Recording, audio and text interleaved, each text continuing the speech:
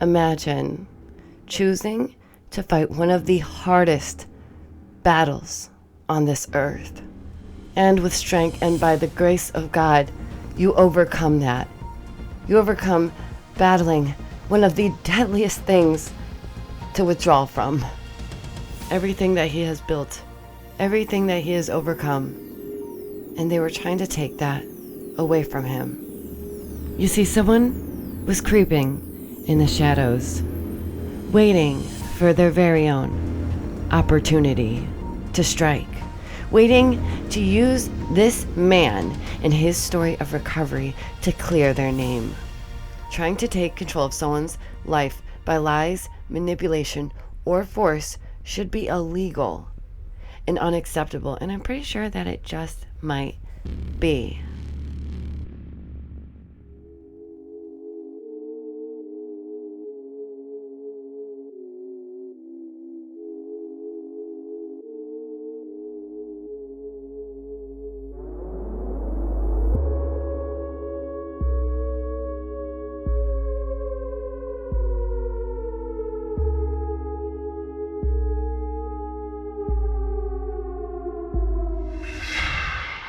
Now it's just much more crystal clear because everybody, and Steve-O is the strongest voice that's been out there to go against the Freebam movement, and Steve-O has said flat out there's no financial implications. Well, if the people who are running his finances, which are his mother and father, are working with the woman who's his guardian, there are financial implications. I thought for a long time they had no idea what was going on with him, but Ian, the truth is they know exactly what's going on.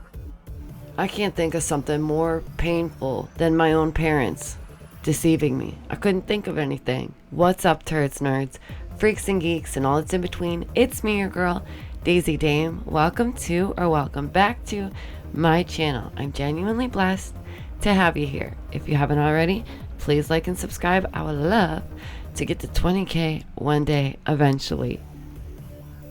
And thank you for coming to your very own deprogramming session. Right, think of how many rehabs are in the US alone. This thing they called against substances, the fight against substances, it is now the biggest life taker at the moment, surpassing self-end gaming, car accidents, and other things like that. It's a very, very small, minute number of people who make it past this disease that actually end up staying sober. Some may never be for their entire life. Now, I may not be too book smart when it comes to the law, but I do know a good bit when it comes to these so-called rehab centers, these facilities. I'm sure some of you may have encountered them yourself or had a loved one struggle with this disease. And whether it was you or a loved one who has struggled with this affliction, I know that it's no joke. It is something very, very serious, especially when it comes to alcohol. That is something on every street corner. That dealer is everywhere. There's no stopping that. To have strength to deny that every step of the way, that takes a lot of courage. It takes a lot of strength. And Bam was definitely forging a path of his own, of sobriety. Many of you also know that people who are in these places are oftentimes at what they would call their rock bottom, the lowest of lowest points, the most vulnerable and raw that you can ever see someone with that disease. It is the most vulnerable moment. Their shame and everything laid bare for all to see.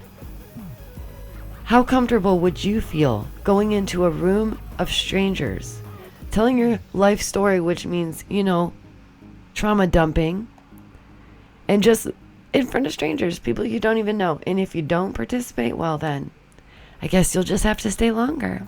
I guess that just goes against you. I guess you won't graduate. I guess you don't get that frickin' coin.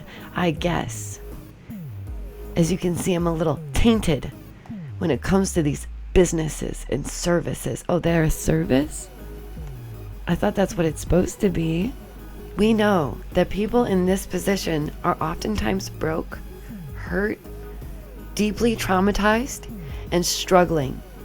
And then to try and manipulate these people, to take advantage of these people, is so disgusting. It is some of the lowest of the low in this world. And I want you to look at Lima's face and just know that that is the epitome of low.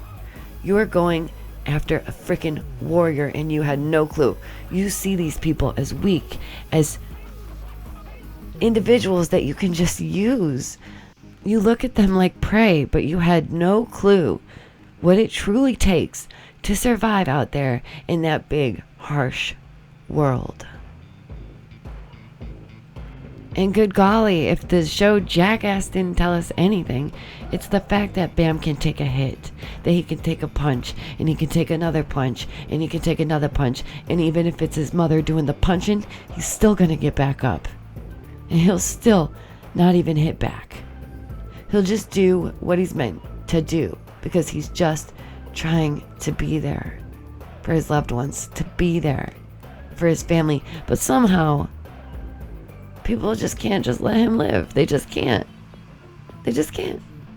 As I stated, many of us know this struggle. We have a loved one that's been through it, or we've been through it ourselves. Someone I very much cared for at one point in life has been through this, and it's exhausting, it's stressful, nearly traumatizing at times, even if you're the loved one. It really is, believe it or not, having to not only see that person you love the most in that position. When you complete rehab, many things are offered to you. You could do outside recovery where you don't kind of have to report or anything like that. Or you can do recovery where you do have to report and you got to pee in a cup, things like that. You can even, and most do, get offered what's known as the rehab shuffle. Oh, pardon me. I mean the halfway houses. Yes, throwing a bunch of fresh and vulnerable addicts to live together. And play the game of Russian roulette. Let's try not to relapse. Yes, I know there's no shame in relapsing. It too can be a part of recovery, but you know what I'm trying to say. They're more than likely going to relapse in a house of addicts when you are living together, you know? And it's really, really sad because what they're doing is so unethical. Believe it or not, and I know it's going to be hard for a lot of people to imagine this, they send these people who are broken, who are poor, who decided they had enough, who decided that they wanted to be a person of society who gives back, who lives a life, who does something positive, who turns it all around and says, yes, I can, who decides, I don't want to be just another statistic. And as I stated, thus begins the sick and twisted rehab shuffle. Thanks to Scumbagvinny and Bam himself, essentially, and Steve-O's terrible bedside demeanor, we've learned a lot recently. Free Bam is very real. Bam needed help too. He just didn't know how to vocalize it and say what was happening because he didn't understand what was happening to him.